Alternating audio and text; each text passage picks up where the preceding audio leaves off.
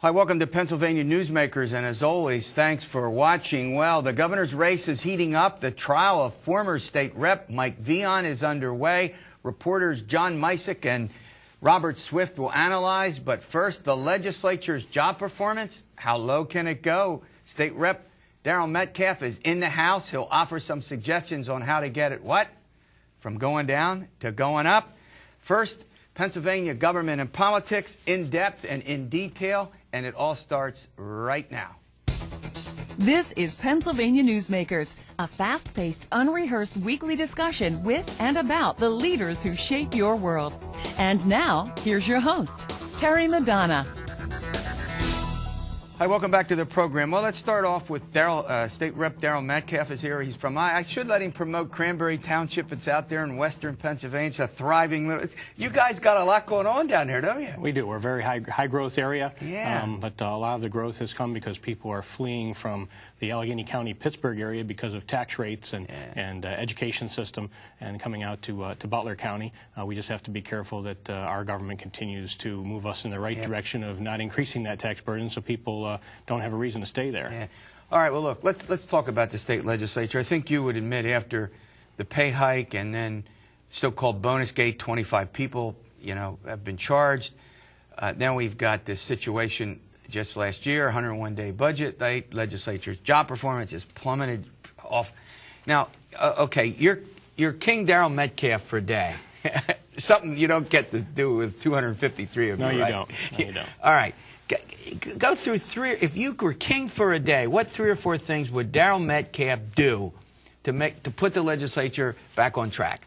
I think that the first thing I would do would be to go after the access to the purse strings, to the lock on the public treasury that the governor and the legislative leaders have access to, that they use to buy votes off within the legislature to move policy in the direction that they determine rather than the direction that the people would otherwise determine without that access to the cash that flows through the WHAM grants, through legislative access, as we just saw with the new gambling bill. There were several funding streams that I had decried on the floor were WHAMs, a new form of WHAM. The governor also stated that they were WHAMs when he lamented that there were WHAMs in there when he signed the bill Now, last for month. people, what that means is simply that legislative leaders have control of money, so if they want a vote from a legislator, they can say, well, Mr. Legislator or Mrs. Legislator, you've wanted this convention center, you've wanted this ballpark, or you want to buy a new ambulance. We'll give you that, but, quid pro quo, you give us. I mean, is that That's exactly bluntly, right. but how it works? That's exactly right. It's the earmarks that people have heard about in the federal level. It's the grants, the WHAMs at the state level, and it goes deeper than that, because the legislative leadership in these behind closed doors negotiations can wheel and deal with a given legislator until they find the price, and then they purchase that individual's vote for that price, and the people are sold out once again. And that's really the source, the systemic problem of corruption in Harrisburg is money, and a lot of people talk about money from lobbyists, money for campaigns, but the overwhelming source of funds that's used to move government in the wrong direction against the will of the people is the public treasury, are the billions of dollars that are flowing through every budget process each year. Okay, but we hear also a lot about certain reforms. I have mixed ambivalence about them, but let's just go through them. Would it really help efficiency to reduce the size of the legislature? I mean, that's one, the voters like it. Is that a huge deal? Well, I think when you look at what people really would like to see as far as reform, the average citizen really looks how government is impacting them is how government is reaching into their pocket. How much are they taking from me to give me government, and are they doing it in an efficient, trustworthy manner? So the size may... The size, when you look at the size of the legislature and the overall budget for the legislature, that's in the $300 million to $400 million So you wouldn't rank that way high on your priorities? I would rather reduce welfare by 10%, which would save 2 to 3 times the cost of the whole legislature. I got it. All right, let's go to the other one, term limits. For years, I was not a big advocate of it, and I figured let the people decide. But redistricting and the way it works, except when the legislature does something stupid like raising the pay and not getting the budget done on time, the voters don't really much care about that. Is that how big a deal is that? Term limits? I think I think we have term limits if the voters exercise an informed vote and limit the terms of their legislators, and if voters stay informed.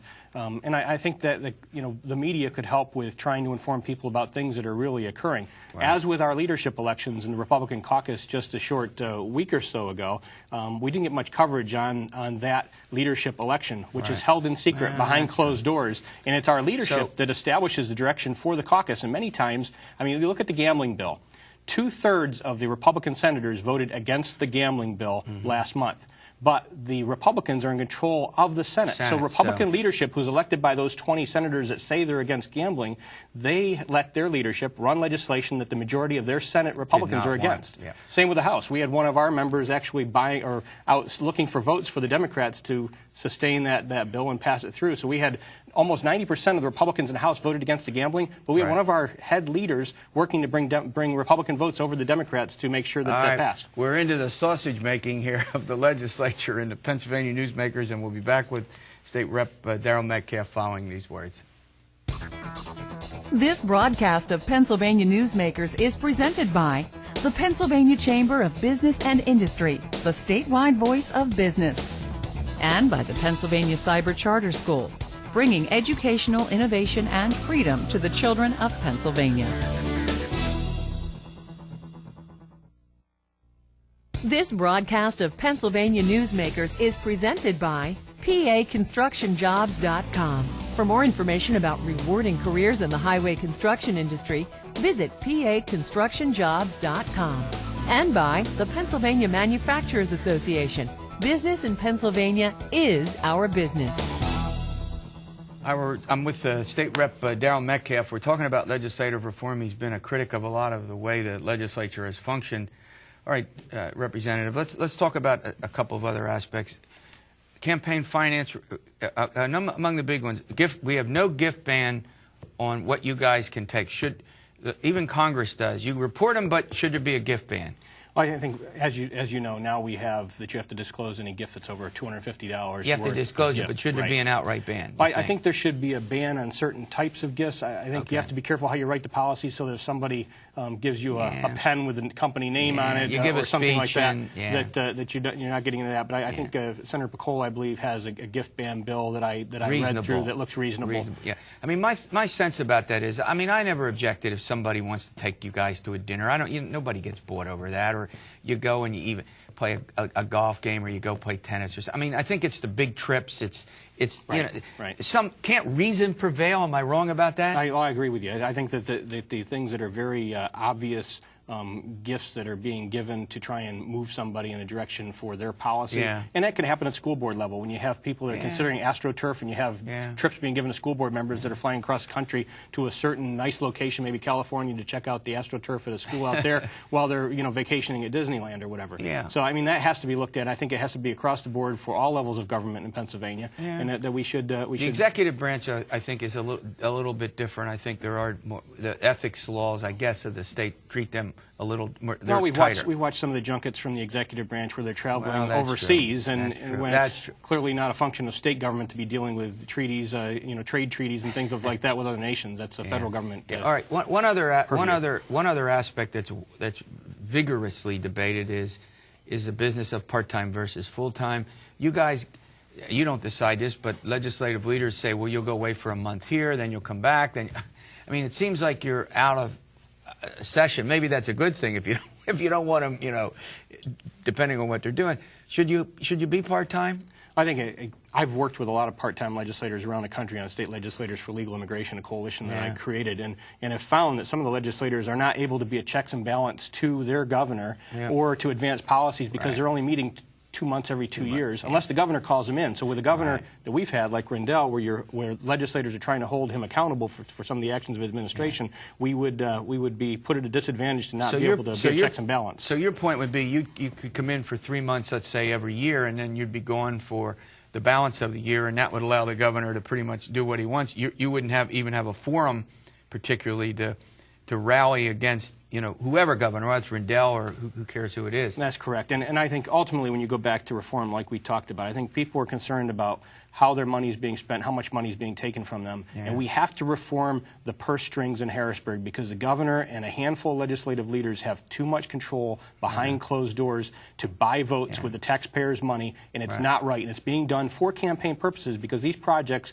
are being given to legislators to help them in their next campaign. That has to come to an end. And the only way to do that is create more transparency, more accountability, and to make sure that citizens are able to gain access to stop some of these shenanigans that are going on here. All right, final question. Constitutional Convention, it's also been vigorously debated. We've not had a full one since, 1873.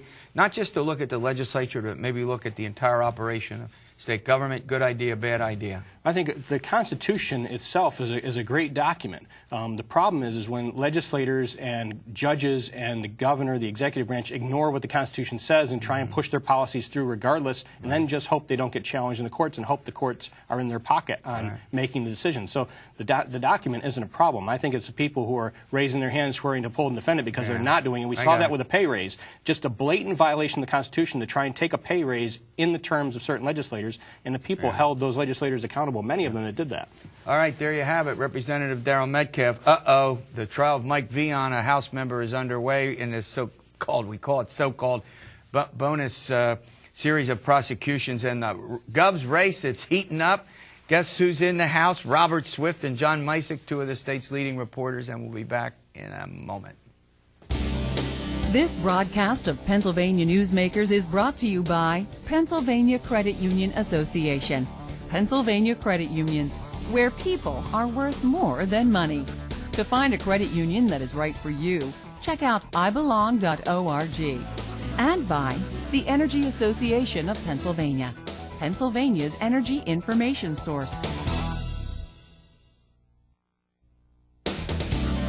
This broadcast of Pennsylvania Newsmakers is presented by the State System of Higher Education.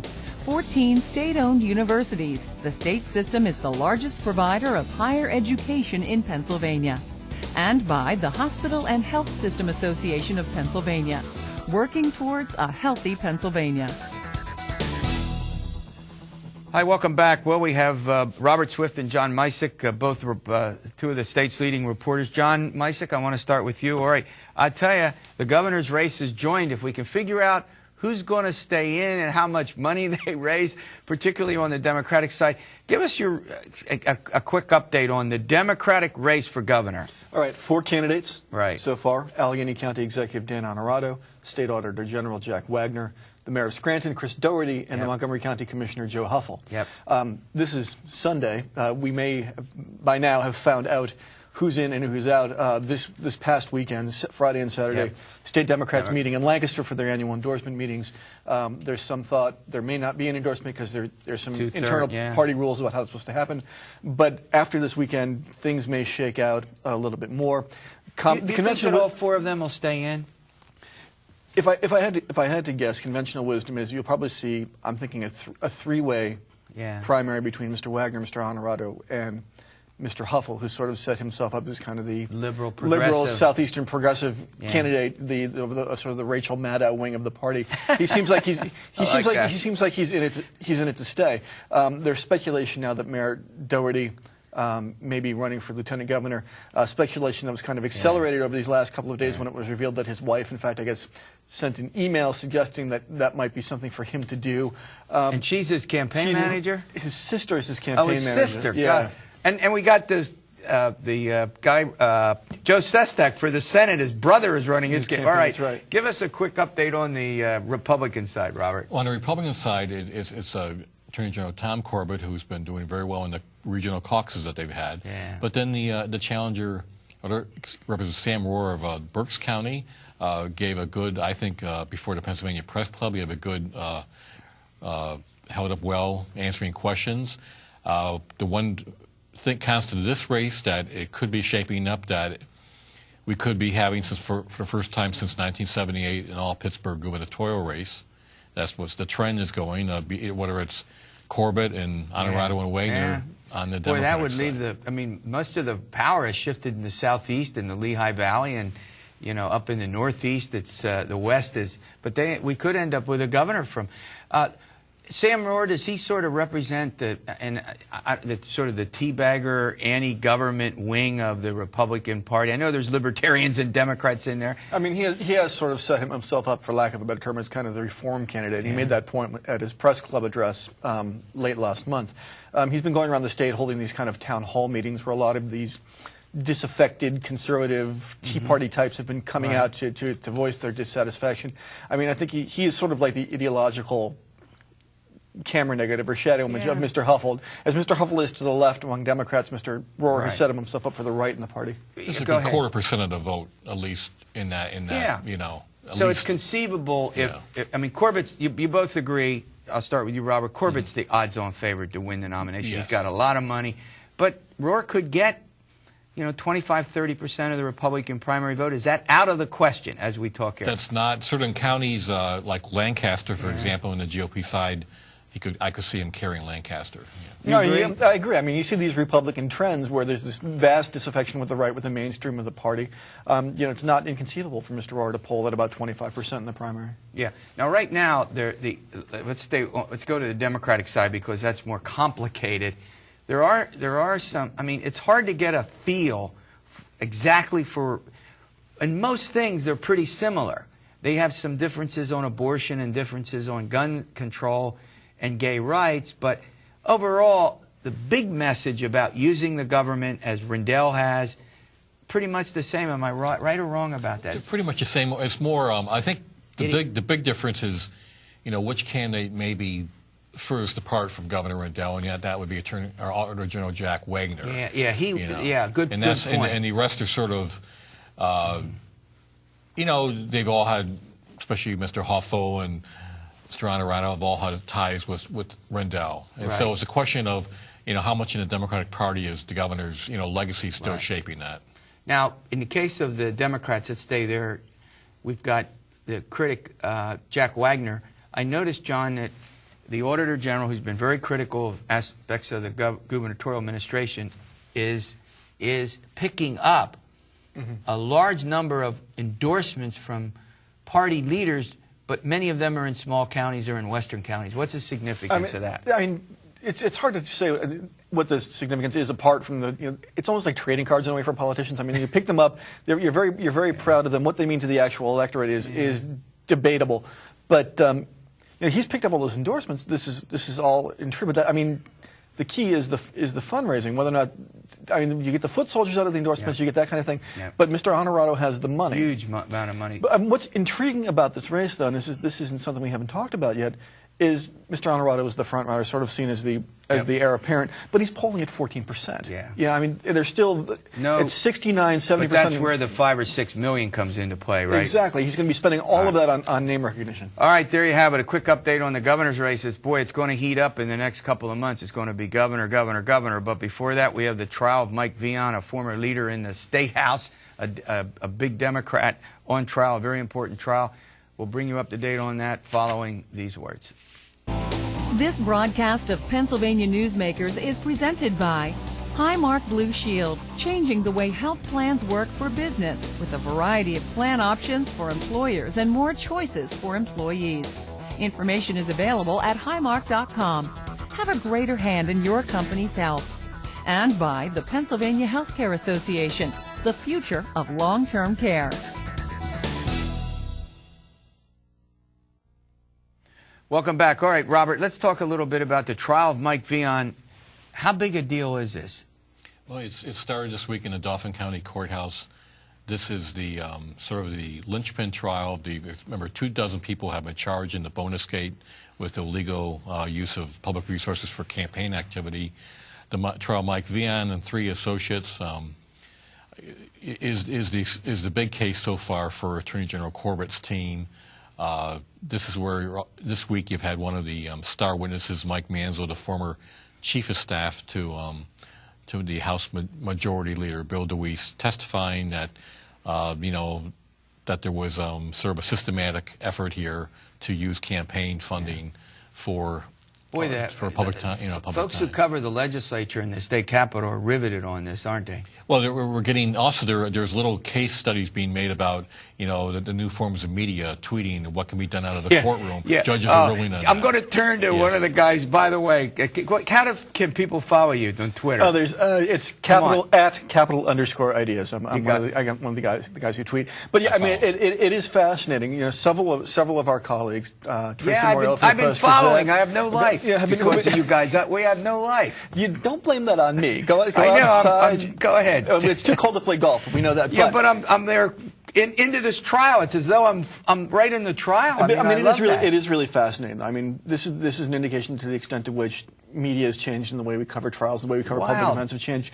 Several of our colleagues have been tweeting from inside the courtroom. The defense lawyers objected to this. On grounds that they could taint the witness pool or taint the jury or whatever. So Judge Lewis, Richard Lewis, the president judge of Dauphin County, went off and considered this and came back in what's being actually hailed as kind of like a new decision in media law, ruled that reporters... Tweeting in the courtroom. I'm still like, hold on, wait a minute, hold on, John and Robert. Listen to this. One of the defendants was tweeting. Steve Kiefer. He's tweeting. A guy's on trial, and he's sending out. I mean, I've never heard. Have you ever heard of that, Robert? How long have you been covering this stuff? I don't know what his lawyer told him. He got shut down yesterday. I was going to say, what happened to shut up on advice of counsel? He got shut down yesterday. They're actually going to rule as to whether or not Mr. Kiefer can continue on this, but it's pretty extraordinary. So what happened? The end result of Judge Lewis's decision is that witnesses who are being expected to testify in the trial should not, in the 24 hours before they're called to testify, read any of the tweets from the journalists who are covering the case. So only 24 hours? 24 hours. I guess so.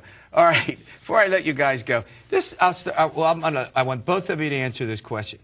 This is a pretty big deal for Tom Corbett, right? I mean, let's face it, one of the principal reasons I think, leads in the polls, both Democrats and Republicans, among, in those respective primary fields and general election, I should say, is Bonusgate. Yes, I mean, Tom Corbett has not laid out a lot of positions on a lot of other issues.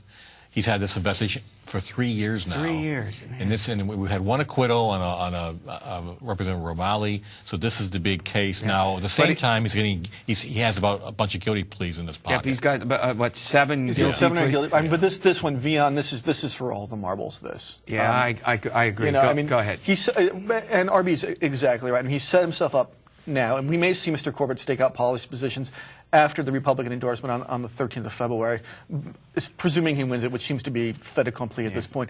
But, I mean, this is sort of the linchpin for him. He set himself up as the law and order guy, as the guy who's going to clean up Harrisburg. If it tanks on this, it's a hit, inarguably. All right, we're just about out of time. We'll have you guys back. We're going to follow this. This is pretty. I don't know how much the average citizens are paying attention to this, but going for a month, Going for a month. All right. One last thing. Budget. Governor's budget message. A big deal, yes or no? Big deal, but then the budget never really ended. The budget never really ended. Cuts all along, All right. We'll see you next week for another edition of Pennsylvania Newsmakers, and as always, you stay well.